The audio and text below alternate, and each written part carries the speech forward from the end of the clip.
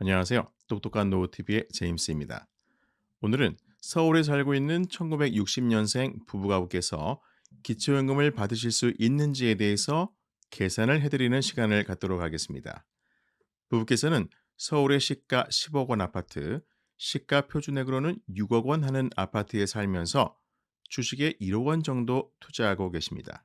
소득은 남편의 국민연금 70만 원, 아내의 국민연금 40만 원, 합계 110만 원 받고 계십니다. 그리고 3000cc 승용차도 가지고 있는데요. 중고차 시세로는 약 2,500만 원 정도 한다고 하네요.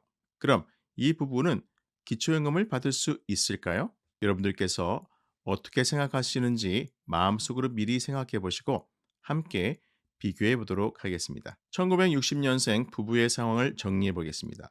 첫 번째, 1960년생 동갑내기 부부시고요. 두 번째, 서울의 시가 10억 원, 시가 표준액으로는 6억 원 하는 아파트에 거주하고 계십니다. 세 번째, 주식에 1억 원 정도 투자하고 계시네요.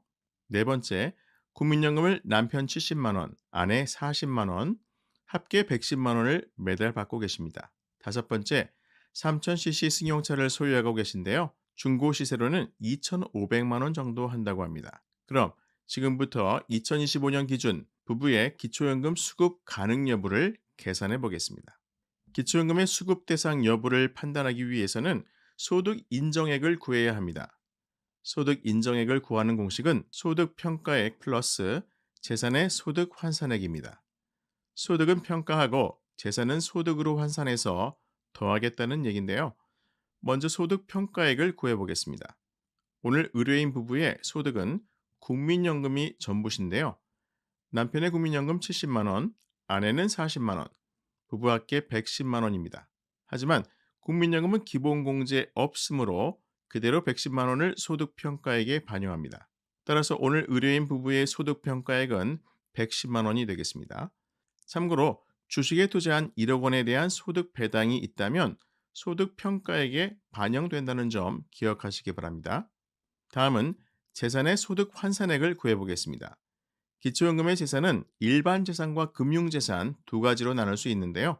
오늘 의뢰인 부부의 일반 재산은 아파트와 자동차가 있고 금융재산은 주식이 있습니다. 먼저 일반 재산을 구해보면 실거래가 10억 원 아파트의 시가 표준액 6억 원에 자동차 2,500만 원을 더해주면 6억 2,500만 원이 되고 여기서 지역별 기본공제 대도시 기준 1억 3,500만 원을 빼주면 일반 재산은 4억 9천만 원이 되겠습니다.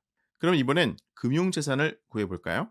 금융재산은 주식의 최종가액 1억 원에서 기본공제 2천만 원을 빼주면 8천만 원이 됩니다. 그러면 이제 먼저 구했던 일반 재산 4억 9천만 원에 금융재산 8천만 원을 더해주면 5억 7천만 원. 여기에 소득 환산율 4%를 곱해주면 2,280만 원이 되고 이것을 다시 12개월로 나눠주면 190만 원이 나옵니다. 따라서 의뢰인 부부의 재산의 소득 환산액은 190만 원이 되겠습니다. 그러면 이제 소득 인정액을 구할 수 있겠죠? 먼저 구했던 소득 평가액 110만 원에 재산의 소득 환산액 190만 원을 더해주면 소득 인정액은 300만 원. 따라서 부부의 소득 인정액 300만 원은 2025년 부부가구 선정 기준액 364만 8천 원 이하이므로 기초연금 수급 대상이십니다. 먼저 축하드리고요. 이번엔 두 분께서 기초연금을 각각 얼마나 받으실 수 있는지에 대해서 계산해 보도록 하겠습니다. 먼저 2025년 국민연금 연계 감액은 국민연금을 매달 기초연금 기준 연금액 34만 2,510원의 150%인 51만 3,760원을 초과해서 받으면 기초연금을 최대 50%, 즉 17만 1,250원까지 감액당할 수가 있습니다. 그런데 남편분은 국민연금을 70만 원 받고 계시므로 국민연금 연계 감액 대상이십니다. 국민연금 연계 감액 기준표를 보시면 국민연금 70만 원이면 기초연금은 약 6만 5천 원 정도 감액이 됩니다.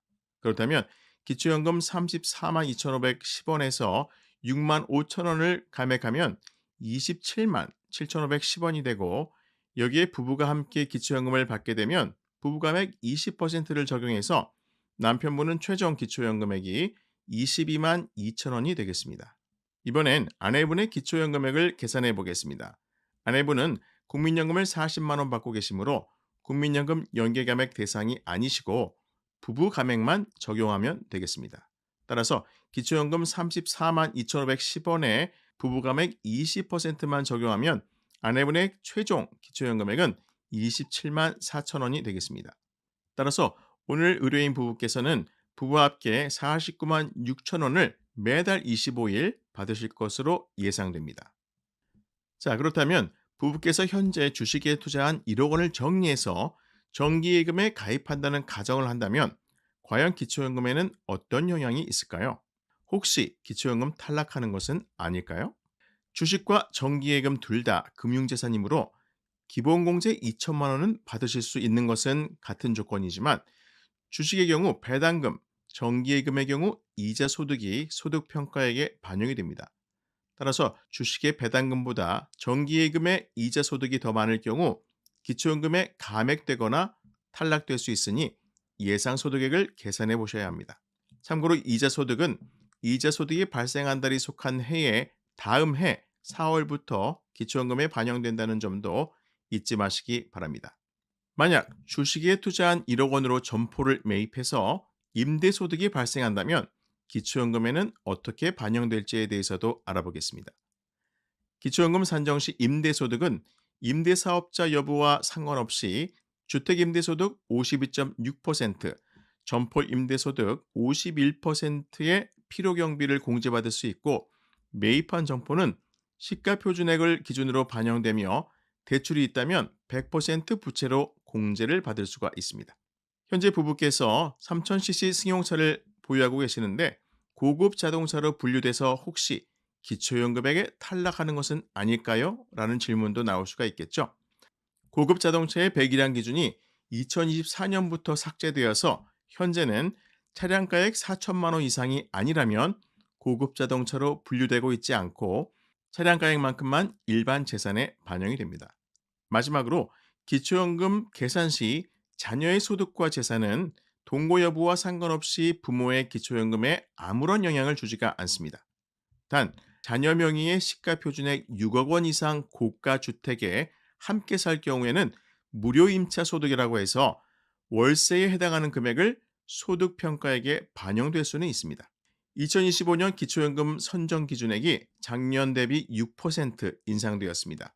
따라서 오늘 설명드린 것처럼 소득과 재산을 어떻게 관리하느냐에 따라서 그 결과가 바뀔 수가 있습니다. 미리미리 준비하셔서 좋은 결과 있으시길 바라겠고요. 앞으로도 여러분들의 노후 생활에 도움이 되는 좋은 소식들을 전달해드리는 제임스가 되도록 하겠습니다. 오늘도 건강하시고요. 늘 행복하세요. 감사합니다.